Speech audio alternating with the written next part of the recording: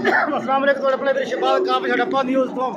तुम देख रहे हो जनाब घमगोल शरीफ जिंदा पीर लंगर खाना लाहौर वाले जनाब बहुत वसी लंगर खाना जनाब इनू कहते हैं जिंदा पीर इतने 24 घंटे लंगर मिलता ही रहता जनाब अगर 12 बजे आओ इंशाल्लाह 12 बजे तक लंगर मिलेगा इतने सुबह नाश्ते तकरीबन तहज्जुद तो बाद लंगर शुरू हो जाता जनाब तो बड़ा सखी घराना है जी इतने जड़े आते मनता मुरादां लैके पूरियां होंदियां ने इनू कहते हैं जिंदा पीर रात किसी टाइम भी हो इंशाल्लाह लंगर मिलेगा तू कोई भुखा नहीं रहेगा जनाब इतने बहुत वसी लंगर खाना जनाब दरबारे आलिया जिंदा पीर घमगोल शरीफ कोहट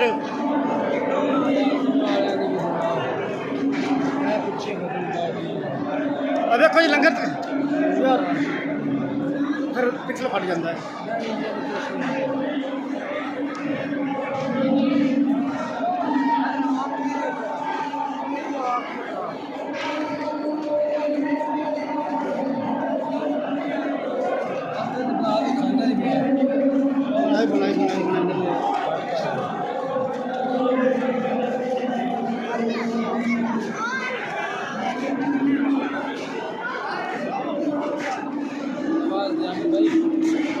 आमर भाई आमर आमर आमर दुकान की बात करना है